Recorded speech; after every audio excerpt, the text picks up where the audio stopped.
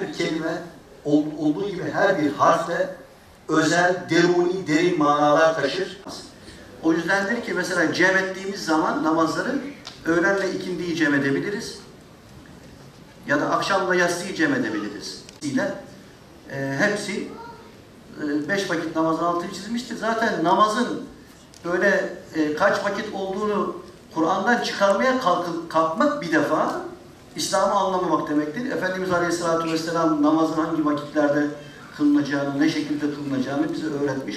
Yaşayan bir sünnet olarak bize intikal etmiş. Çalışırdım. Şimdi böyle işte burada 3 vakit zikrediliyor diye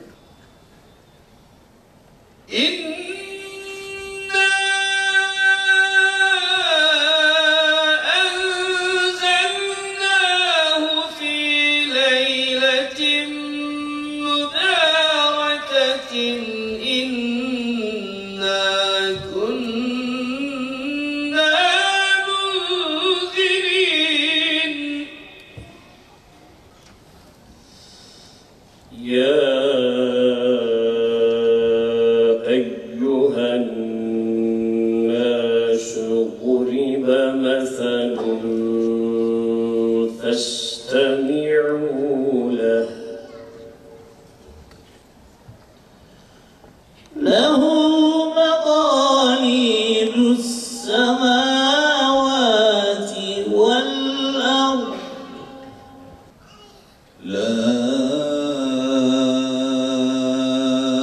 أقسم بيوم القيامة ولا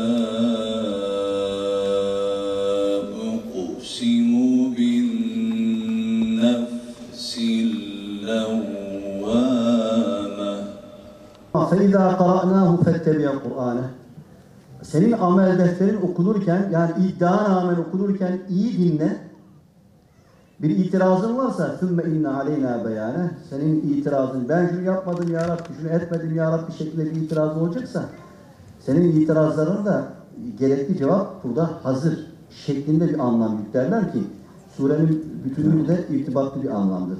Kur'an-ı Kerim lafzıyla mucize, tilavetiyle mucize, hıfzedilmesiyle mucize, üslubuyla mucize, pek çok kitap var. Yeryüzünde yüzlerce inanç var. Biz biliyoruz ki inne dîne indellâhil İslam. Allah indinde din İslam'dır. Allah indinde kitap bugüne kadar tahrif olunmadan mucizevi özelliğini muhafaza ederek gelen kitap Kur'an'dır.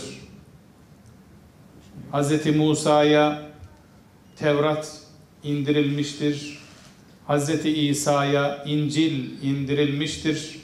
Hz. Davud'a Zebur, bazı peygamberlere suhuf dediğimiz sahifeler indirilmiştir.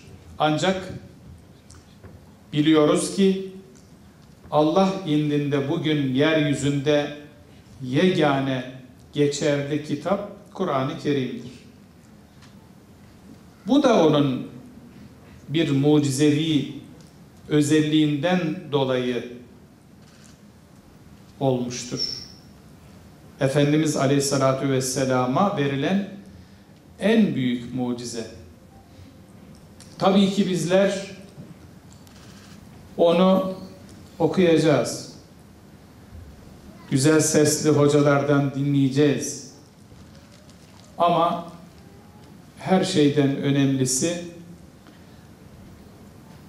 insanları karanlıklardan aydınlığa çıkarmak için gönderilmiş olduğunu hiçbir zaman aklımızdan çıkarmadan Estaizu billah elif lam ra kitabun enzelnahu ileyke lituhricen nase minez-zulümati ilen-nur.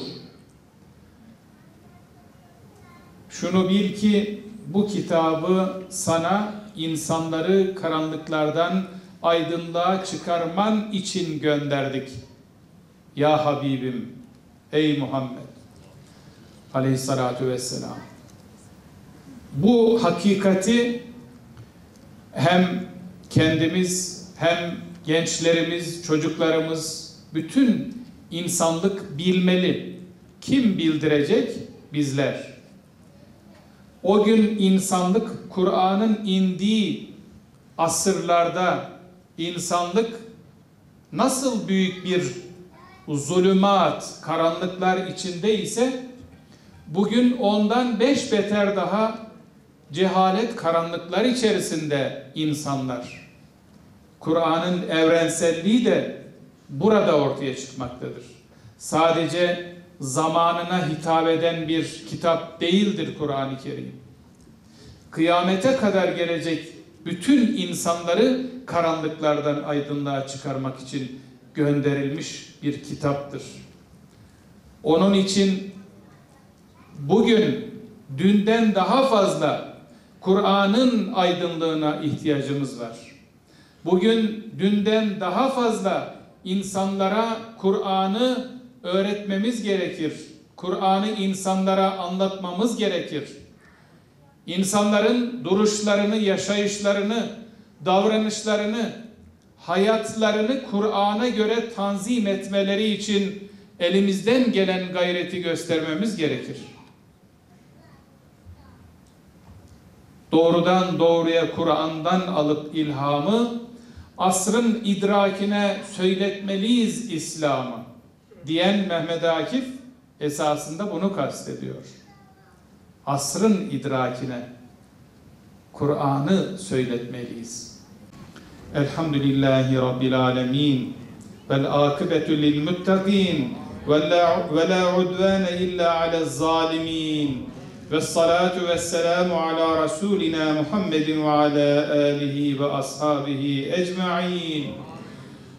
Allahümme Rabbena ya Rabbena teqabbel minna inneke entes semi'ul alim ve tub aleyna ya Mevlana inneke entet tevvabur rahim vehdini vehdina ve veffikna ilel hakkı ve ila tariqin müstakim bi bereketil Kur'anil azim ve bi hurmeti habibike ve rasulikel kerim ve afanna ya kerim ve afanna ya rahim.